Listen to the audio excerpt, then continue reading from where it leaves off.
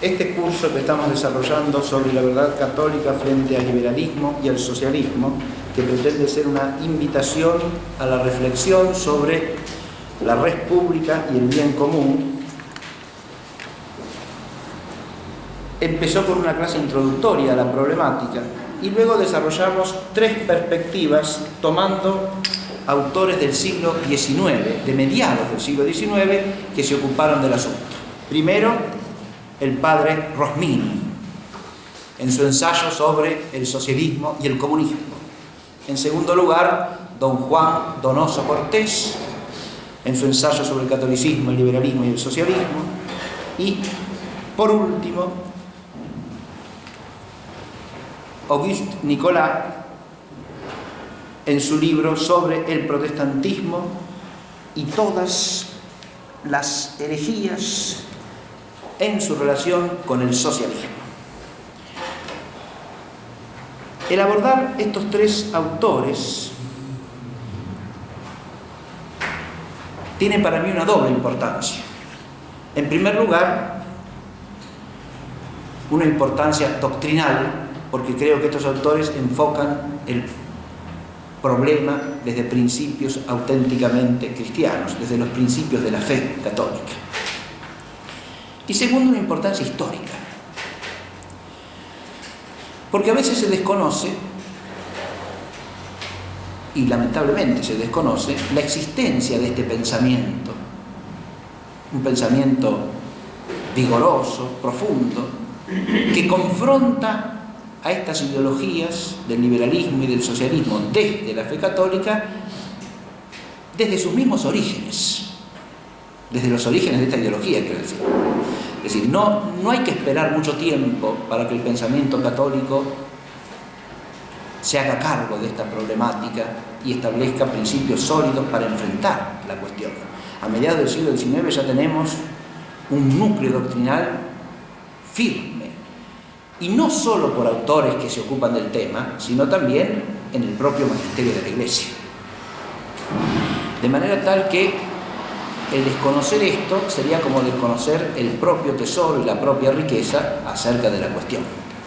Y me parece importante que tengamos conciencia de la existencia de una tradición de pensamiento en la que uno puede apoyarse para abordar con solidez de pensamiento cristiano, iluminando este aspecto de la cultura, que es la vida social, política, jurídica, económica, desde la fe, ¿no? El lema de la Fundación de la Santa Ana es presencia de la fe en la cultura, ¿no? Y si hay un aspecto de la cultura de hoy día en el cual la luz de la fe parece hacerse poco presente, es precisamente este aspecto político-social y político-jurídico que hace a las doctrinas del socialismo y del liberalismo. Pero hoy la clase se va a situar básicamente en la perspectiva que en la primera clase presentamos como de la tradición cristiana, ¿no? Por eso vuelvo al fresco del Palacio de Siena, del Palacio de la Señoría de Siena, que habíamos comentado brevemente en la primera clase, ¿no? Y vamos a tomar como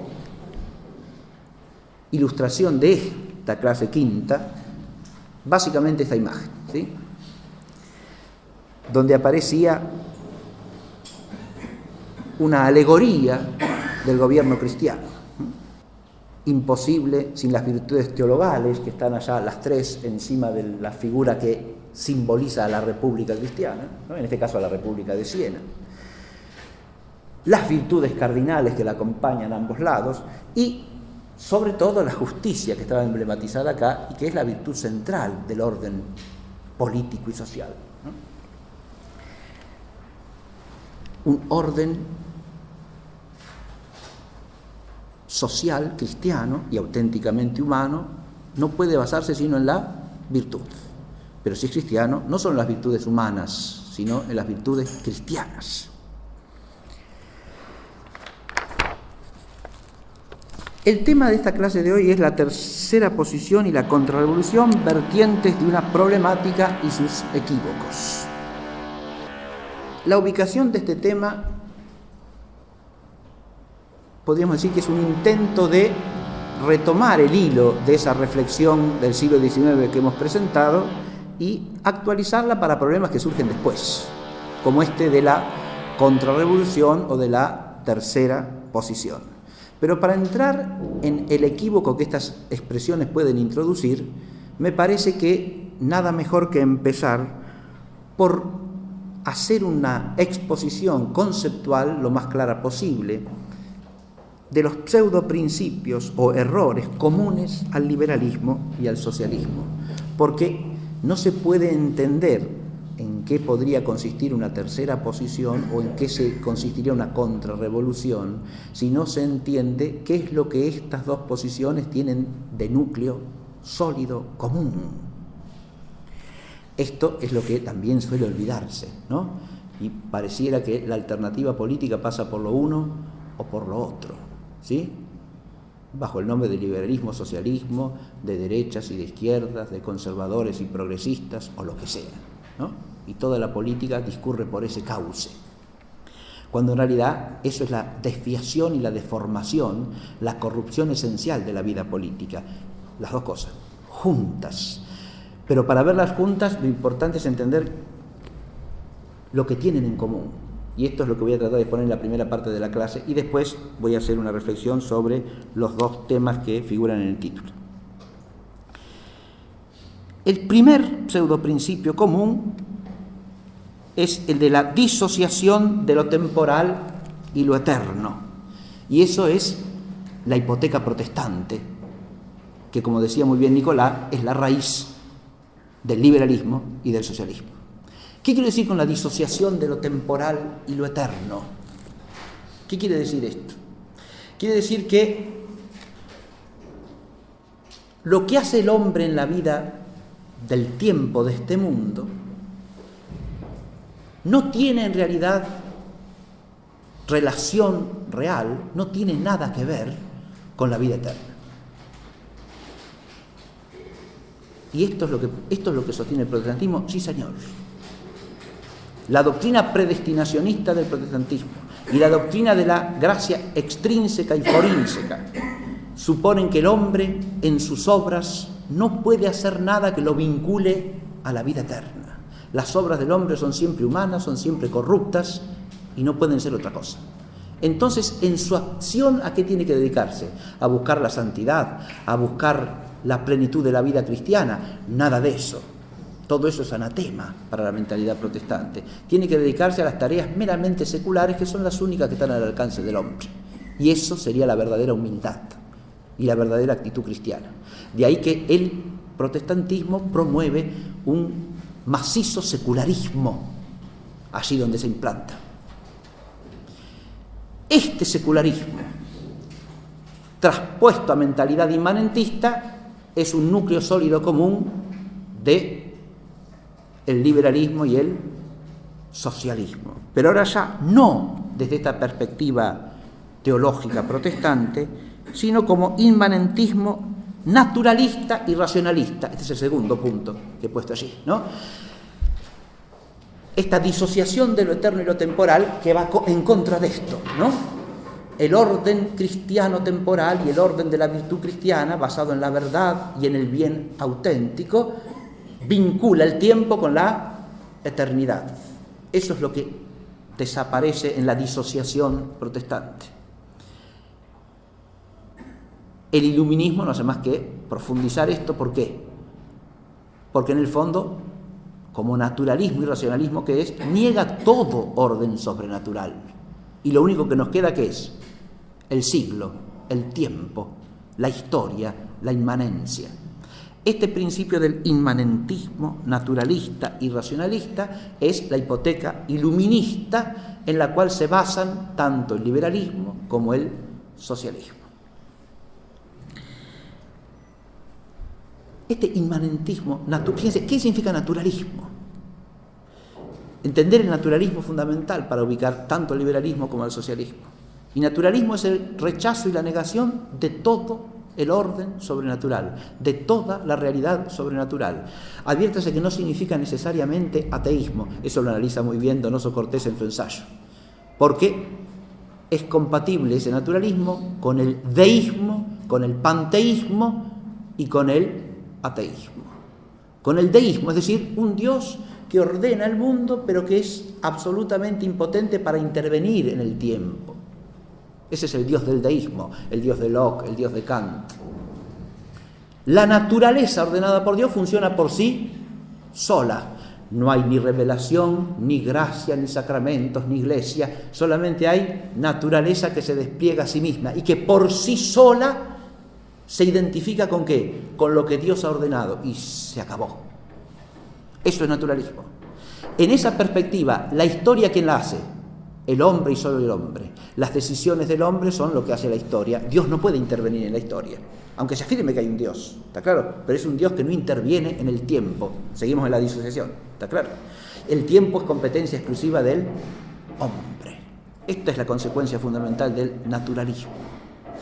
El naturalismo llevado al plano del conocimiento se llama racionalismo. Es decir, no hay más conocimiento de la realidad que el que la sola razón alcanza.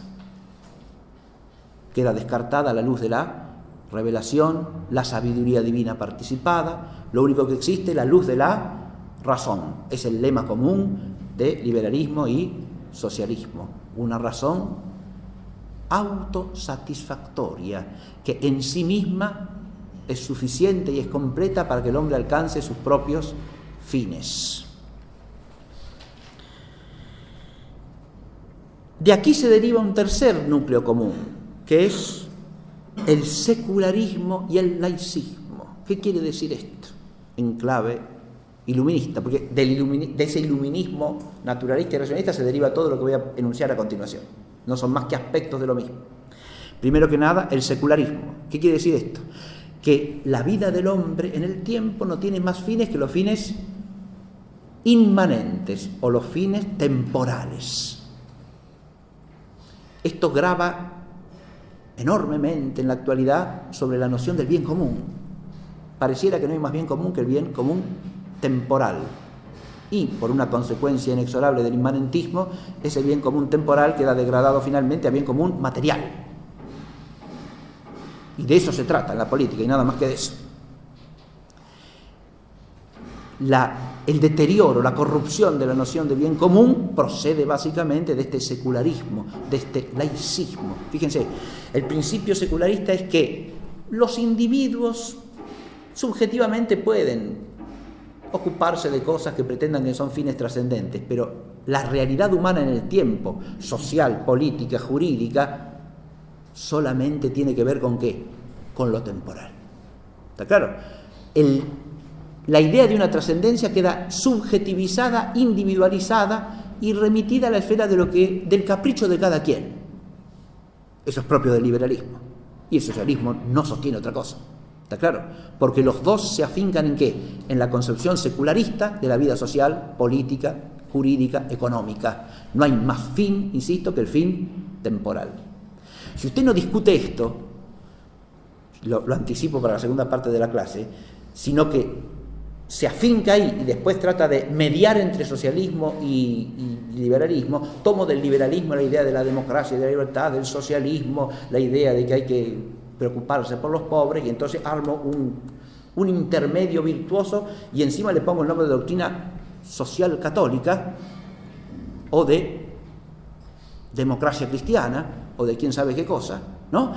Eso, si está en la misma perspectiva del inmanentismo secularista, no es ni puede ser cristiano de ninguna manera. Y no es un intermedio de nada, y no es una tercera posición de nada. Es una de las infinitas variantes posibles en el continuo liberalismo-socialismo. Y nada más que eso, que por otra parte, de ordinario se mezclan entre sí. Porque son antagónicos solo parcialmente. El laicismo es una expresión del secularismo, porque el laicismo, ¿qué quiere decir? Tanto el principio del laicismo como el principio de la neutralidad religiosa del Estado son principios que proyectan el secularismo. O sea, la vida pública no tiene nada que ver con la eternidad ni con fines trascendentes. Tiene que ver solamente con lo inmanente. Esta es la concepción laicista. Usted al Estado lo tiene que separar radicalmente de toda religión, de toda identidad religiosa y sobre todo de toda referencia a lo trascendente. El laicismo, insisto, no es más que una proyección del secularismo y puede darse en grados distintos. ¿Socialismo y liberalismo son laicistas? Claro que sí, los dos. Lo son en su entraña y lo han sido históricamente, militantemente laicistas.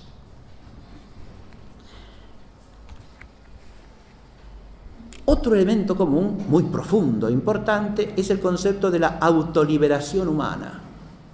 Yo en la clase pasada hice alusión a los freethinkers ingleses de finales del siglo XVII, liderados por Bolingbroke, el gran inspirador de Voltaire. Estos autores llaman librepensadores. Librepensadores, fíjese, cuando usted dice la palabra, nosotros estamos acostumbrados a oírla, ¿no? Un librepensador. ¿Qué quiere decir semejante cosa? Porque la libertad, el libre arbitrio, es un atributo de la voluntad, no de la inteligencia. Y el pensamiento parece que es cosa de la inteligencia. ¿Está claro? El pensamiento no es libre ni no libre, es pensamiento, porque es actividad de conocimiento. Si es sano. El pensamiento, en cuanto a actividad de la inteligencia, está llamado a determinarse por el ser de las cosas y a buscar la verdad. No es libre la inteligencia de sostener lo que caprichosamente se le antoja a quien. A ella no, porque ella no tiene antojos. La inteligencia no tiene deseos. La inteligencia no es una facultad apetitiva. Si nosotros le atribuimos libertad al pensamiento, es que subordinamos el pensamiento a cierta voluntad. ¿Está claro? Y a esa voluntad la queremos liberar ¿de qué? La voluntad es lo que es auténticamente libre, no, pero es libre en cuanto puede elegir inteligentemente el bien. No en cuanto caprichosa y en cuanto absolutamente autónoma, encerrada en su propia subjetividad de querer. Eso no es una voluntad libre, es una voluntad esclavizada al orgullo y a la soberbia del hombre.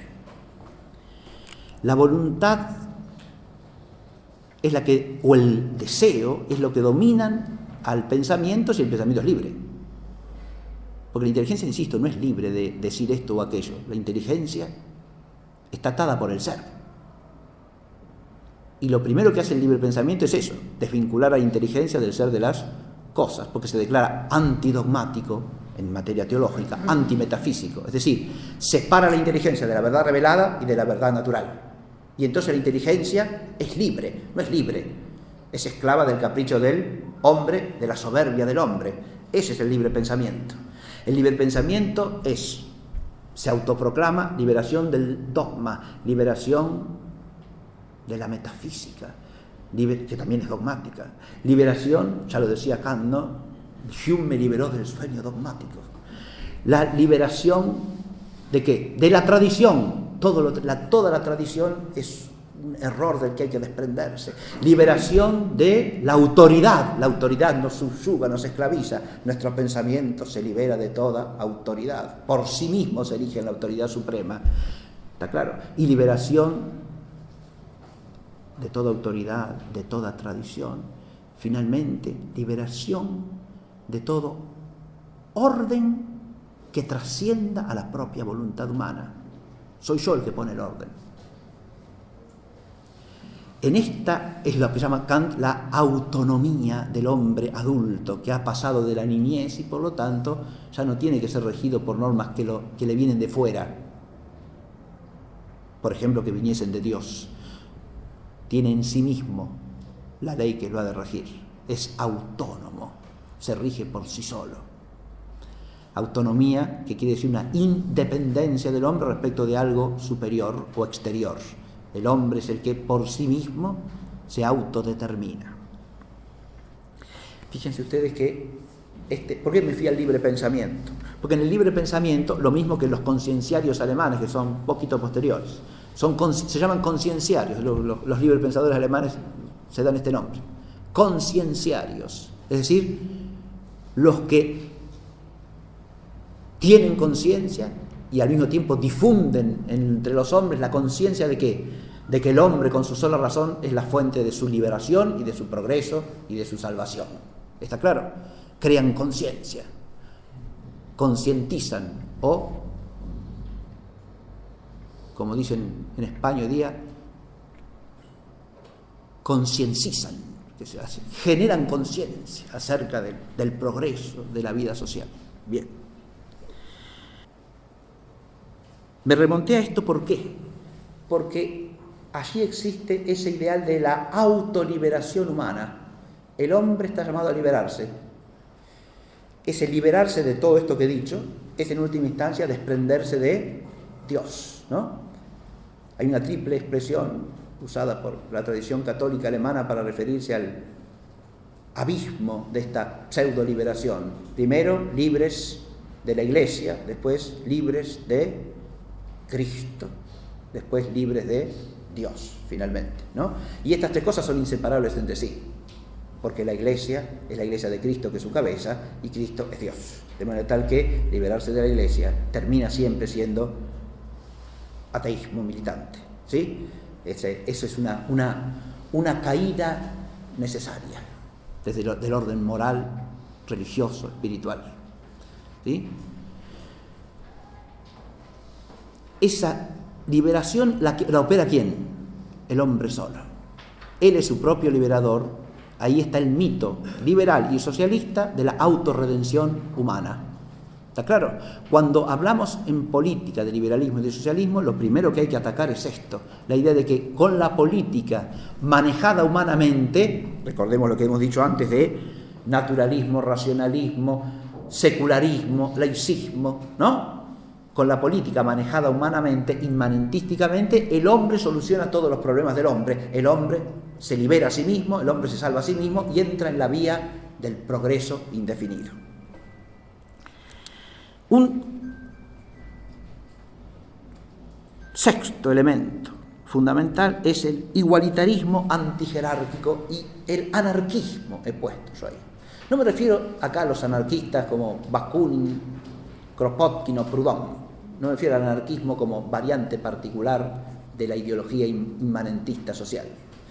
Acá hablo de anarquismo en un sentido etimológico, que es inseparable del igualitarismo antijerárquico. Lo que hay tanto en el liberalismo como en el socialismo es el odio de toda jerarquía natural, de toda jerarquía que pertenezca al orden del ser. Por eso la palabra igualdad es común a unos y a otros. Hay un igualitarismo liberal, hay un igualitarismo socialista, pero liberales y socialistas son igualmente igualitaristas, igualmente. El igualitarismo quiere decir no reconocer la jerarquía del ser de las cosas. Dios encima del hombre, primero que nada. Y segundo, la jerarquía en el orden humano. Jerarquía de autoridad en la familia, en la vida social, en toda sociedad humana, en la Iglesia. Fíjese cómo el protestantismo de nuevo acá es la raíz. Porque antes del igualitarismo liberal socialista está el igualitarismo protestante. ¿Está claro? Abolidor de toda jerarquía eclesiástica, que a lo sumo se conserva con una jerarquía administrativa, pero sin fundamento ontológico.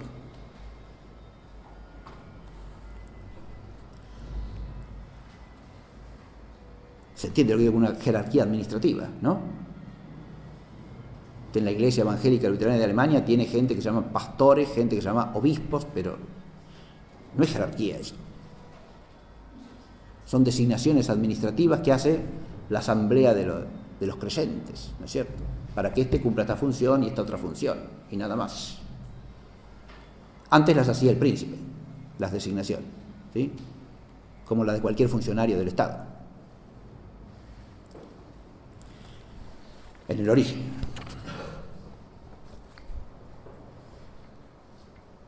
¿Por qué es anarquismo este espíritu antijerárquico, este odio de la jerarquía?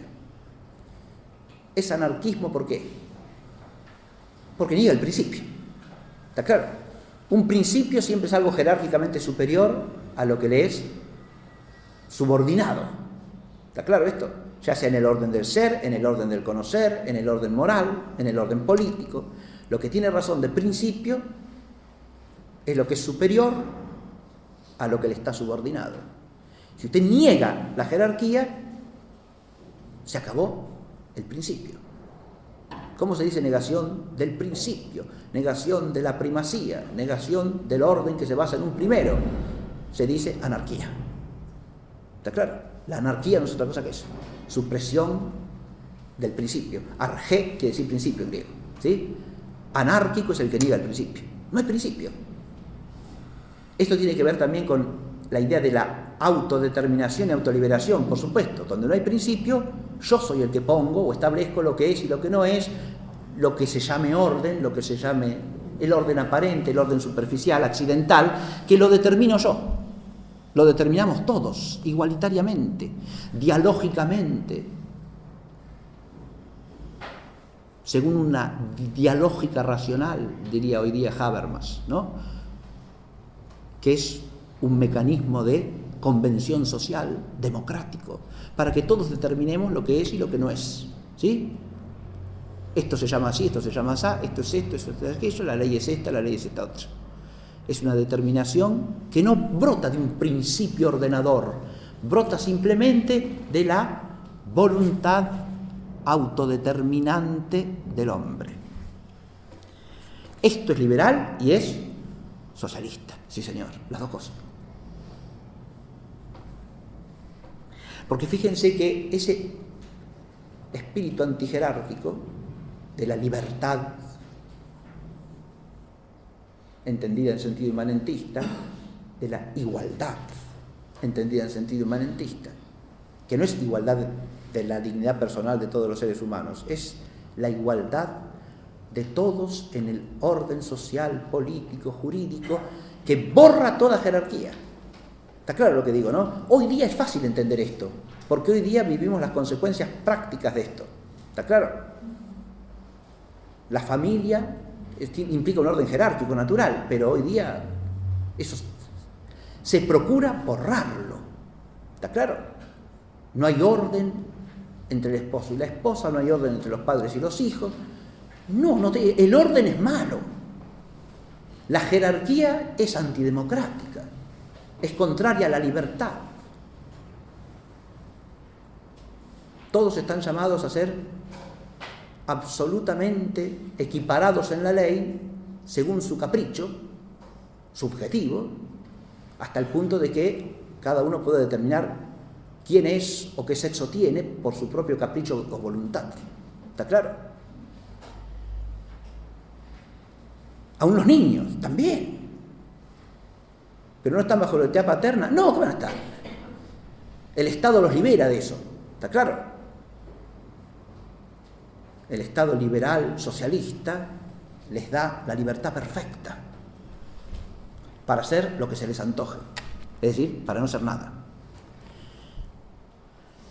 No para ser lo que son. El igualitarismo antijerárquico y el anarquismo son seguidos por el democratismo. Otra cosa en que son uno, el liberalismo y el socialismo.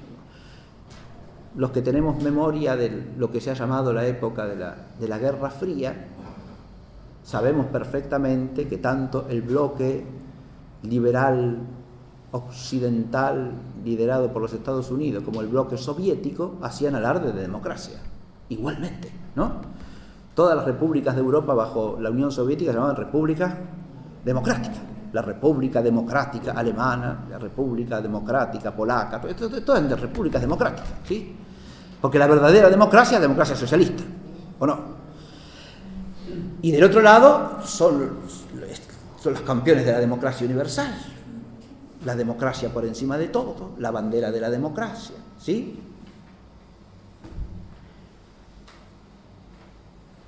La democracia para el mundo. Bien, todos son democráticos. Lo que quiero decir es que la democracia es un valor fundamental tanto para el socialismo de todo tipo, no solamente el socialismo democrático occidental, también el socialismo soviético, y para el liberalismo. Uno puede decir, bueno, son democracias distintas. Sí. Pueden tener diferencias. Diferencias de matiz en el tipo de organización, pero ¿en qué se basan? En la soberanía del pueblo, por eso se llaman democracia. Esta soberanía del pueblo, de nuevo, es un principio radicalmente anticristiano, porque la soberanía del pueblo entendida en sentido inmanentista, ¿qué quiere decir? Que el pueblo es la fuente de toda autoridad, es la fuente de toda ley, y el pueblo somos hombres o no. Después hay que ver qué tergiversaciones caen sobre la palabra pueblo, si el pueblo son estos y no aquellos, si el pueblo tiene que estar organizado así o asá. Yo llamo pueblo solamente al que es democrático liberal o solamente al que es democrático socialista. El pueblo son estos o son aquellos, el pueblo son los que piensan así o los que apoyan a fulanito pero no los que apoyan a menganito. Después vienen todas las identificaciones del pueblo. El pueblo es lo que usted quiera, ¿sí? Pero el pueblo, lo que es fundamental es esto: el pueblo somos seres humanos, y si el pueblo es el soberano, estamos afirmando el principio inmanentista, antropolátrico, anticristiano. Antropolátrico digo que cae en la idolatría de la naturaleza humana, ¿no? El hombre es Dios. Antropolátrico, anticristiano, de que no hay autoridad por encima de la del hombre. El populismo, el democratismo son versiones de la antropolatría, porque absolutizan al hombre bajo el nombre de pueblo, sí. Pueblo libre, pueblo social, pueblo liberal, pueblo socialista, pero el pueblo es el hombre. Y el pueblo convertido en Dios es tan anticristiano como una élite de déspotas ilustrados convertidos en Dios. Además, las dos cosas son siempre inseparables, porque ya sea en la democracia liberal, ya sea en la democracia socialista comunista, siempre hay una disociación de la humanidad. ¿Está claro? Están los iluminados llamados a gobernar, que son los dirigentes del proceso revolucionario liberal o revolucionario socialista, y está la masa que debe ser iluminada. Bien.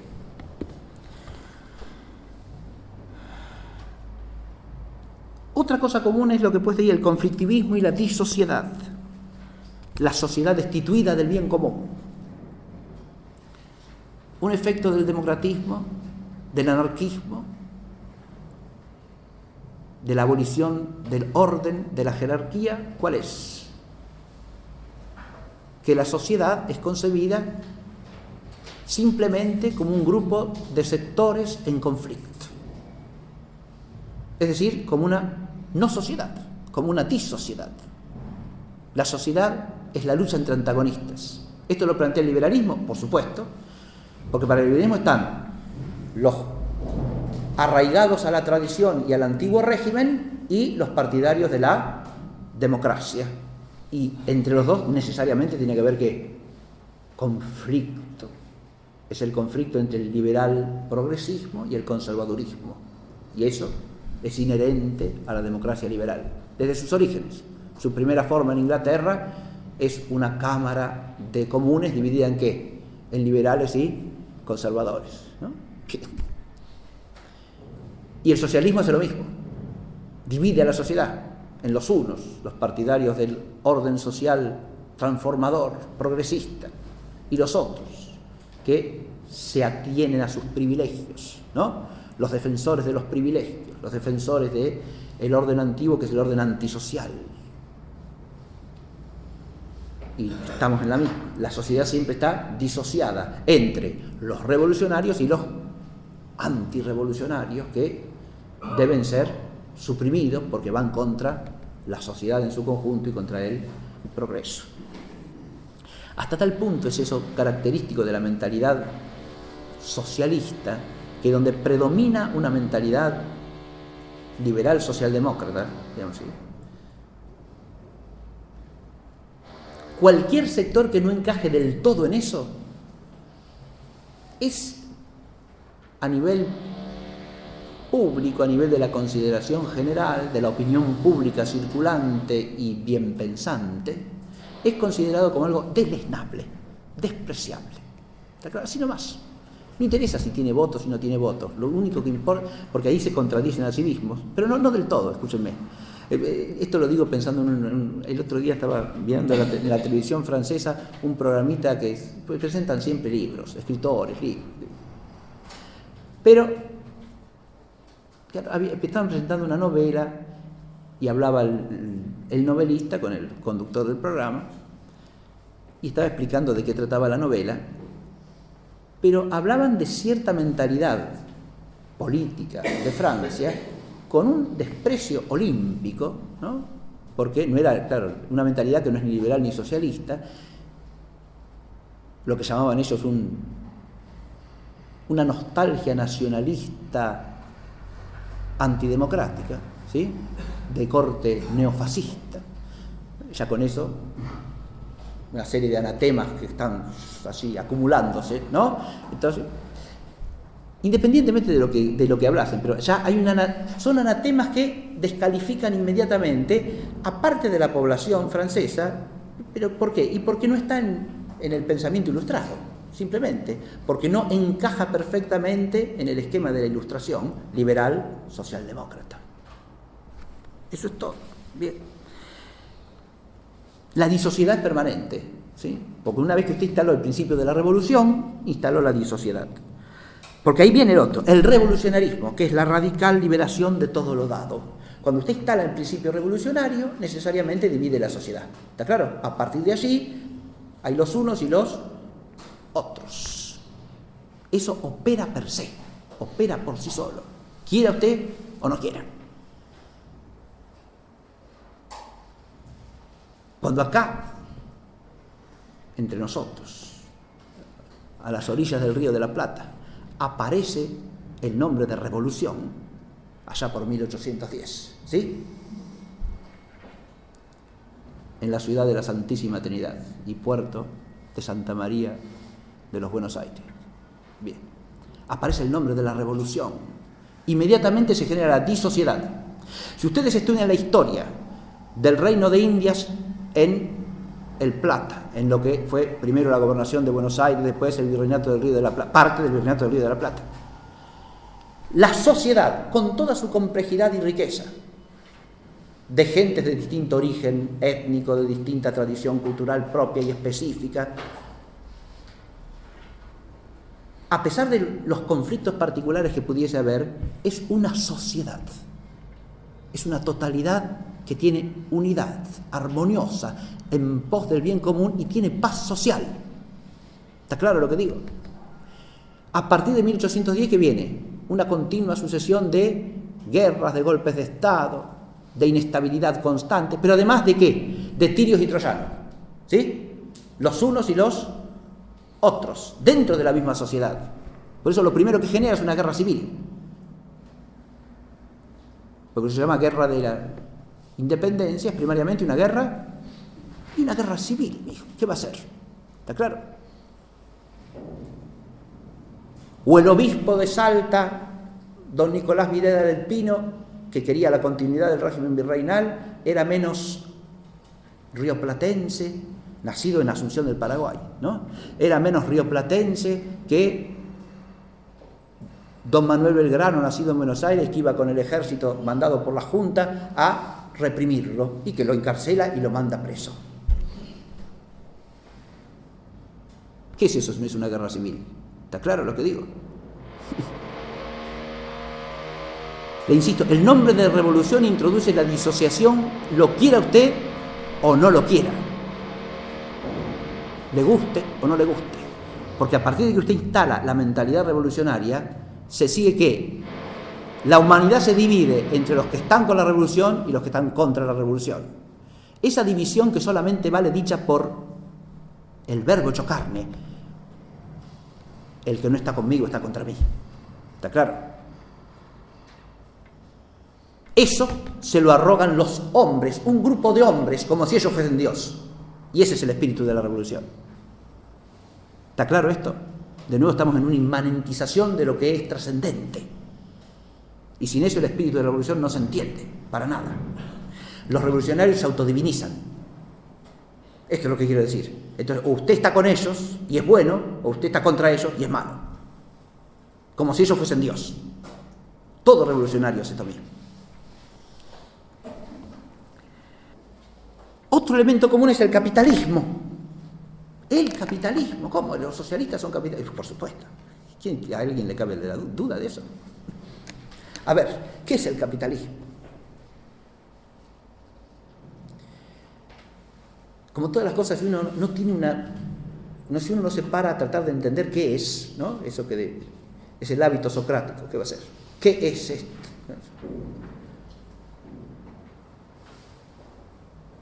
Si uno se pone a pensar qué son las cosas, usa las palabras sin saber lo que dice. Esa es la realidad, ¿no? Capitalismo, como el mismo nombre lo indica, es, primero que nada, la idea y la actitud de acumular capital, es decir, riqueza material que permita ejercer poder. ¿Está claro? Una noción muy elemental, primaria. Esa acumulación de capital puede hacerla un Estado, puede hacerla los particulares. Pero el principio capitalista es hacerse poderoso a través de ¿qué? De los bienes materiales. Es claro eso, ¿no? Es hacerse poderoso a través de los bienes materiales. En el fondo es poner la confianza ¿en qué? En la riqueza. Eso es el capitalismo. Si usted pone la confianza en la riqueza, en los bienes materiales, usted es capitalista. Capitalismo no quiere decir defensa de la propiedad privada, ¿eh? Eso es otra cosa. Eso no es capitalismo. La propiedad privada, además, hay que ver cómo se la entiende, ojo, ¿eh? Porque la propiedad privada en el liberalismo y en el socialismo está siempre supeditada ¿a qué? Al Estado revolucionario del que he hablado recién, que es el que organiza la sociedad. A lo que podemos llamar el constructivismo, lo puse después, ¿no? El constructivismo ingenieril de la sociedad y el desdoblamiento de la humanidad. Eso tiene que ver con lo que yo dije recién de las élites gobernantes y la masa gobernada, ¿no? Pero el Estado liberal o socialista es un Estado que construye la sociedad. Primer modelo, el Estado liberal inglés del siglo XVIII. El Reino Unido. ¿Qué es lo que hace? Organiza un capitalismo industrial y financiero. Primero el financiero para poder financiar el industrial. Eso se le da el nombre de revolución agrícola y revolución industrial. La revolución agrícola es nada más que un paso para darle mano de obra a la revolución industrial. La constitución de la banca capitalista, o sea, de la banca usuraria, es el instrumento primario para poder fomentar la revolución industrial. ¿Quién organiza eso? El Estado. Claro que sí. El Estado liberal. Sí, señor. Porque tanto el Estado liberal como el Estado socialista son constructivistas de la sociedad.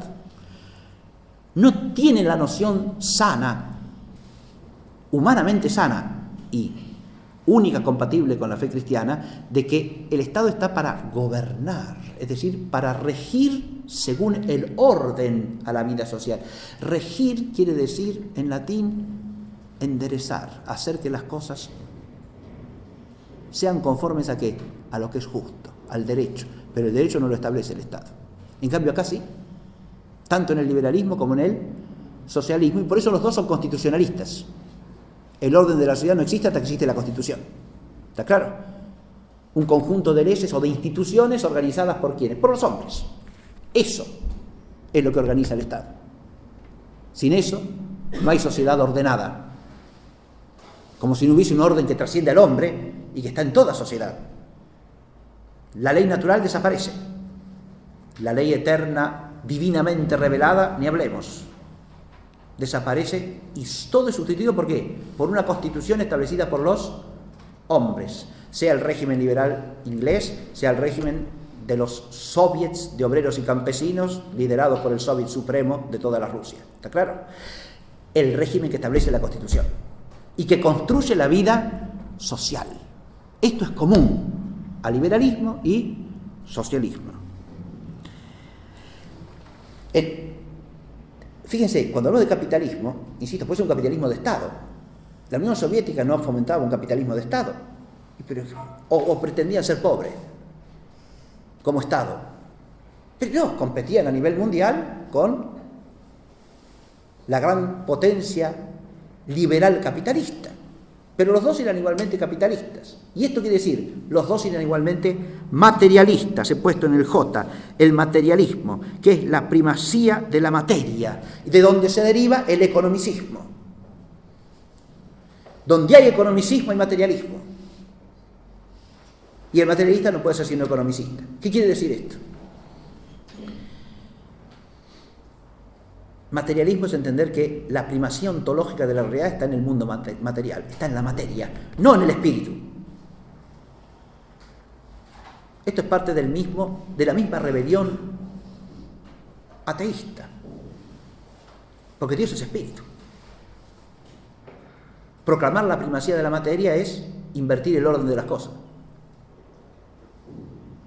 Pero lo material no es importante, lo material es relativamente importante como medio para la vida del hombre, pero no es ni el fundamento, ni el origen, ni el fin de la vida humana. Cuando usted piensa de manera capitalista, de Estado o privatista, pero capitalista, cuando usted piensa de manera economicista, la economía es la que lo decide y lo dirime todo. Si queremos ordenar la vida social, tenemos que partir de la economía. ¿Está claro? Economía entendida en el sentido inmanentista e iluminista de sistema de apropiación de los bienes de producción y de distribución de esos bienes. Si economía es el fundamento de la vida social, entonces usted piensa materialistamente. Claro que sí. Aunque no se diga materialista. Pero si piensa en la realidad solo en base a la economía, en lugar de entender que todo lo que es producción, distribución, consumo de bienes y de servicios de orden material es nada más que un instrumento de la vida moral del hombre y que está necesariamente subordinado al orden moral, al orden político, que es el de la autoridad legítima, al orden jurídico, que es el de lo justo, objetivo, bajo la ley de Dios. En lugar de entender que la primacía pasa por ahí, por la virtud, y fundamentalmente por la virtud teologal, que es la base de todas las virtudes morales, ¿sí? Si usted, en lugar de entender eso, que el fundamento del orden de la vida social pasa por ahí, entiende que pasa por la economía, es materialista, es socialista o es liberal, quiera o no quiera, de nuevo, le parezca o no le parezca. El ilustracionismo sustituye la moral por la ideología. Esta es otra consecuencia común al liberalismo y al socialismo como expresiones del iluminismo. ¿Qué quiere decir esto? ¿La ideología sustituye a la moral? Sí, señor. Usted es bueno si piensa de modo progresista. Basta con eso. Su conducta la decide usted, si cada uno es libre de vivir como quiera. ¿Está claro? ¿Importa conocer la verdad? No importa. ¿Importa conocer tener virtud y obrar justamente? No, eso depende de las circunstancias. Además, a veces hay que ser injusto porque si no, no hay progreso. ¿Está claro? Y toda revolución liberal o socialista justifica sus crímenes porque son para el progreso. Y sus desórdenes y sus injusticias. Está bien, esto es injusto, pero sirve para progresar. Listo, se acabó, ya está. Ahora, cuando usted tiene esto llamado el ilustracionismo, ¿qué es lo que hace de usted un hombre bueno? Que es ilustrado, que tiene la luz de la sola razón. Y se libera entonces de todo el lastre dogmático de la religión cristiana, del pensamiento metafísico, de la tradición, de la autoridad heredada, de la autoridad dada, ¿no? Eso de la autoridad dada me hace acordar Mefistófeles de Fausto, que le dice a un estudiante, hablándole del derecho: te van a enseñar todas las leyes heredadas, todos los derechos de los antiguos, pero los derechos con que tú naciste, nunca, ¿no? Como contraponiendo lo heredado y lo dado, la tradición, como una iniquidad, a los derechos subjetivos de cada quien, del hombre nuevo, ¿no? Pero esto del ilustracionismo, fíjense, hace poco, otro dato televisivo, este era en la televisión española, también un programa que hablan de libros, ¿sí? Y estaban hablando de un librito que se llama Los hombres buenos, los buenos hombres, una cosa así, una novela también. ¿Quiénes son los protagonistas de la novela? Son unos españoles del siglo XVIII, que se van de España a Francia. ¿Para qué? Para conseguir un ejemplar de la enciclopedia. Porque en España, en la España oscurantista, dominada por el poder de la Iglesia, la enciclopedia había sido prohibida por la Inquisición. Y entonces se fueron a Francia, se consiguieron un ejemplar de la enciclopedia y lo entraron de contrabando por los Pirineos. En la novela, la historieta esta, y estos son los buenos hombres. O sea, son buenos no porque obran justamente, virtuosa, son buenos simplemente porque introducen la enciclopedia en España. ¿Está claro? Eso es un ejemplo de lo que acabo de decir. La ideología sustituye a la moral. ¿Está claro? Usted es bueno o malo según cómo piensa, no según cómo obra. La ideología sustituye a la moral. Dicho sea de paso, es cierto que la España del siglo XVIII prohibió la enciclopedia, ¿sí? Para bien de España, por supuesto, por gracia de Dios. Eso no significa que los españoles fuesen ignorantes, significa que eran inteligentes y sabios, con una sabiduría más alta que la ilustración de la enciclopedia, que es veneno iluminista.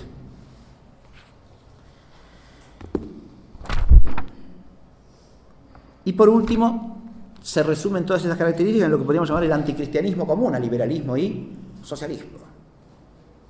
Porque en cuanto hay que plantear un problema en el cual entra en juego la fe cristiana, liberales y socialistas están de acuerdo, ¿no? Ahí no cabe duda, no hay problema. Hacen frente común, ¿está claro? Piensan igual cuando se trata de rebelarse contra Dios y contra su ungido. Ahí van juntos. ¿Por qué? Y porque tienen la misma raíz anticristiana, ¿sí? Lo que pasa hoy día acá entre nosotros con la llamada ley de aborto, ¿no? Ahí socialismo o liberalismo, populismo o democratismo capitalista se ponen de acuerdo. De hecho, si vamos al panorama internacional, esa norma inicua que despenaliza o legaliza como un derecho, en cualquiera de los dos casos es una iniquidad, un homicidio siempre alevoso, porque recuerden que en el homicidio la alevosía se mide por la indefensión de la víctima, ¿no? Si la víctima se puede defender, ya no hay alevosía, ¿no? Si la fuerza del victimario es par con la de la víctima, si la víctima está armada, si la víctima puede defenderse, es otra cosa, ¿no? Pero cuando la víctima está indefensa, una persona que está postrada en la cama enferma, y uno va, se le acerca y lo mata, ahí hay alevosía, ¿no? En el caso del aborto siempre hay alevosía, porque la víctima es la más indefensa de todas. Naturalmente indefensa, hasta el punto que tiene que estar protegida, ¿no? En el seno materno, si no perece. Hay una indefensión absoluta. Aunque esto es claro a la luz de la inteligencia humana y del sentido común, la ideología revolucionaria lo subvierte, lo corrompe, lo discute, porque absolutiza ¿qué? La voluntad subjetiva de algunas personas. ¿Está claro? Si usted quiere, ¿por qué no va a tener derecho a hacerlo? Además, si eso pone en riesgo su vida, ¿cómo no lo va a hacer? ¿Está claro? Así como dije lo de la alevosía, es cierto que en todo crimen y en todo homicidio puede haber atenuantes. Puede haberlo. Es por eso cuando tiene que considerar el juez de la causa. Usted no puede despenalizar en virtud de los atenuantes posibles o eventuales. ¿Está claro? Además, ese homicidio no solo es siempre alevoso, sino que de ordinario tiene otro agravante, que es el abuso de la habilidad profesional para cometer un crimen. Porque el médico que lo realiza, o el profesional que lo realiza, en cuanto que hace eso no es médico. Porque el arte de la medicina es el arte de curar, no el arte de matar. Ahora, como quien tiene el arte de curar, tiene la habilidad y el conocimiento para hacer eso, ¿no? Hasta tal punto eso es así que los antiguos griegos paganos a los médicos les hacían jurar que no iban a realizar prácticas abortivas, ¿no? Porque claro, ellos eran los que tenían la posibilidad, la facilidad para hacerlo por su conocimiento profesional, ¿o no? Como usted toma un boxeador, ¿no?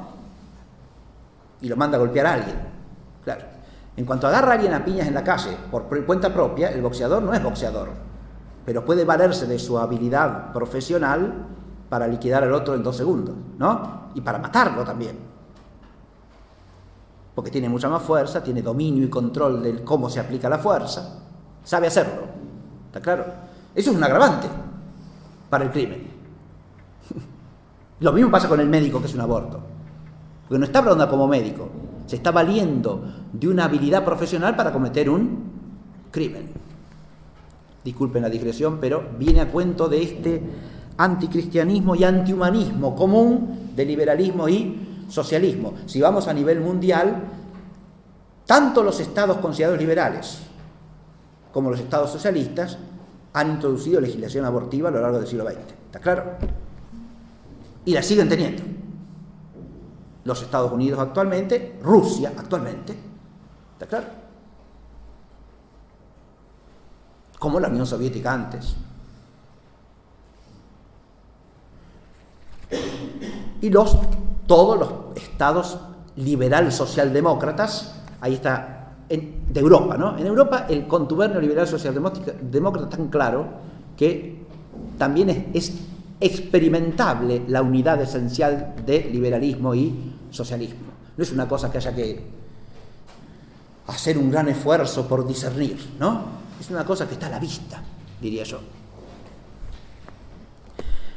Y ahora me queda brevemente la parte última, y voy a mencionar estos 2 problemas, pero en realidad voy a dejar el desarrollo de esto para la clase próxima. Voy a concluir esta exposición que he hecho con una lectura y nada más. Esta lectura pertenece a un libro del padre Julio Mainviel. El único autor que voy a mencionar hoy y que voy a citar hoy es el padre Mainviel, un sacerdote argentino ilustre del siglo XX.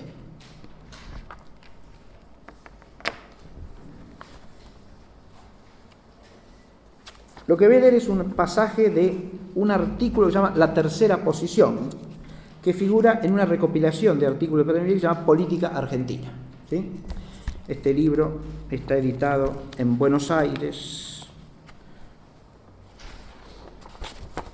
en el año de gracia de 1956. Dice así el padre Mainviel: la Iglesia no prometió nunca sino una felicidad muy relativa en la vida presente, porque la tierra es un valle de lágrimas para los ricos y para los pobres, para los sabios y para los ignorantes. No tenemos aquí ciudad permanente y corremos detrás de la felicidad absoluta que solo se nos da en la posesión indeficiente de la divina visión. Por otra parte, tanto la felicidad absoluta de la vida futura como la relativa de la presente solo pueden ser alcanzadas si el hombre, respetando las relaciones esenciales del universo, se coloca en dependencia de las prescripciones ordenadoras de la ley natural y divina. Fíjense ustedes que si uno no empieza por acá,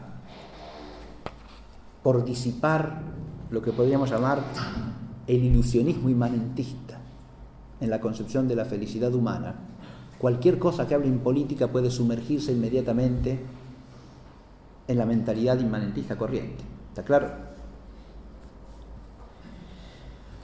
Pero desde hace más de 2 siglos el hombre se ha ilusionado con otra fantasía, porque como dice Pío XII en el Gran Retorno, a su real fisonomía de criatura que tiene origen y destino en Dios, se ha sustituido el falso retrato de un hombre autónomo en la conciencia, legislador incontrolable de sí mismo, irresponsable hacia sus semejantes y hacia el complejo social, sin otro destino fuera de la tierra, sin otro fin que el goce de los bienes finitos, sin otra norma que la del hecho consumado y de la satisfacción indisciplinada de sus concupiscencias. El iluminismo había de devolver al hombre la luz y la felicidad que le habían despojado las tinieblas medievales. Este ideal, esbozado por los filósofos ingleses Hume, Hobbes y Locke y difundido por los sofistas franceses como Montesquieu, Voltaire y Rousseau, podía expresarse en aquel compendio de principios del iluminado Weishaupt que trae el abate Barruel en sus Mémoires pour servir à l'histoire du jacobinisme. La igualdad y la libertad, dice allí, son los derechos esenciales que recibió el hombre de la naturaleza. El primer ataque a esta igualdad fue perpetrado por la propiedad. El primer ataque a la libertad fue perpetrado por las sociedades y los gobiernos. Los únicos apoyos de la propiedad y de los gobiernos son las leyes civiles y religiosas. Por tanto, para restablecer al hombre en sus derechos primitivos de igualdad y de libertad, hay que empezar por destruir toda religión, toda sociedad civil y acabar por la abolición de la propiedad. En este enunciado está contenido, es hasta ahí Barruel, ¿no? Describiendo la ideología de Weishaupt. En este enunciado está contenido no solo el liberalismo, sino también el socialismo. En realidad, la secta de los iluminados de Weishaupt no hacía sino renovar el programa iluminista de albigenses, cátaros, patarinos, búlgaros y begardos, y aún de las antiguas sectas de maniqueos y gnósticos. Este programa, que constituye el fondo más profundo de las herejías, no logró categoría de reconocimiento en las sociedades cristianas, sino con el advenimiento del liberalismo y del socialismo que fue proclamado en la Revolución Francesa. Porque si bien en esta se afirmó expresamente el liberalismo del hombre burgués, también se cultivaron los gérmenes del socialismo. Es muy significativa la influencia de Barnave y de Babeuf en la Revolución, como lo ha demostrado Faguet, Le Socialisme en 1907. Y el mismo liberalismo, tal como fue predicado por Voltaire y Rousseau, contenía el socialismo, y el socialismo de Marx y de Lenin, por su parte, contenía el liberalismo. Porque en sustancia, una misma cosa enseñan los heresiarcas de la libertad y los de la sociedad, aunque proponen métodos diversos. Los unos quieren llegar al más perfecto y armónico orden social a través de la más ilimitada libertad, los otros pregonan que el hombre ha de llegar a la más ilimitada libertad a través de la provisional dictadura del proletariado. La doctrina católica sobre el hombre y la sociedad no puede concebirse a manera de una tercera posición que disputaría en el mismo plano con liberales y socialistas. Ella se opone de manera radical y profunda a aquel principio madre de donde arrancan el liberalismo y el socialismo. No hay dificultad en denominar la tercera posición con tal que se la caracterice con aquellos atributos que le corresponden como una posición ubicada por encima de uno y otro error, aunque conjugando lo que de verdadero uno y otro pudieran contener, a la manera que la cima de un monte, superando todos los puntos que se encuentran en el llano, en cierto modo los contiene y conjuga a todos. Hasta aquí la lectura. Fíjense que el padre Membiel se sitúa en la perspectiva que es la de este curso, ¿no? Hay una afirmación importantísima en lo que acabo de leer. No se puede presentar la doctrina católica, la verdad católica sobre la materia social y política como una tercera posición en el mismo plano del liberalismo y el socialismo. Ese sería el equívoco de la tercera posición, un equívoco radical, absoluto. Porque una posición intermedia en el mismo plano no es sino más de lo mismo. Y si a la doctrina social de la Iglesia la reducimos a eso, es un poco de liberalismo y un poco de socialismo y nada más. Y no es doctrina de la Iglesia. El comienzo que yo destaqué del pasaje que acabo de leer de Membiel nos sitúa en una perspectiva auténticamente cristiana. La distinción entre lo temporal y lo eterno, entre la felicidad precaria y siempre parcial del tiempo y la bienaventuranza de la vida eterna. Si no partimos de allí, cualquier perspectiva política deja de ser cristiana.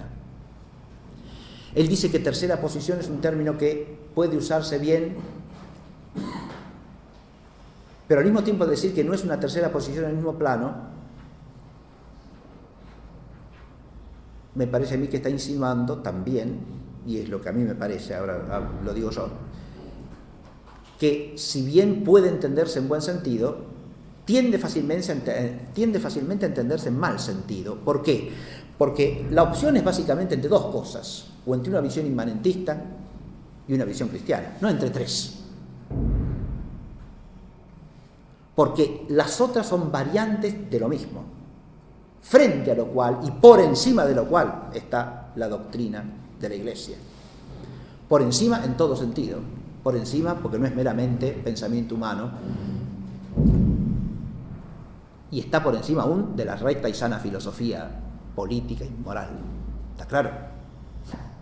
La doctrina de la Iglesia está por encima también de la buena y sana filosofía, porque es palabra de Dios.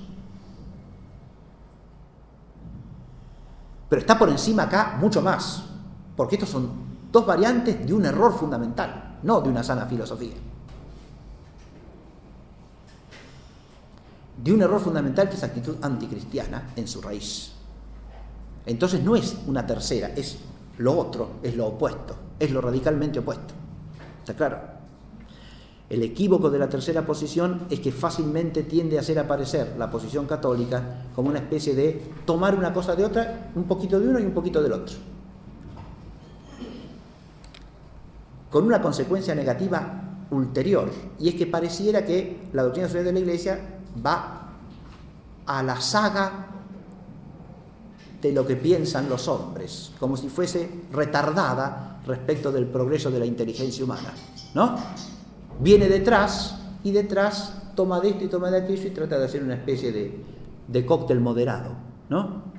Una especie de intermedio o de medio virtuoso o de mezcla anodina que termina siendo un si es no es. Pero eso no puede ser jamás la doctrina social de la Iglesia, la doctrina política de la Iglesia, la doctrina jurídica y moral de la Iglesia.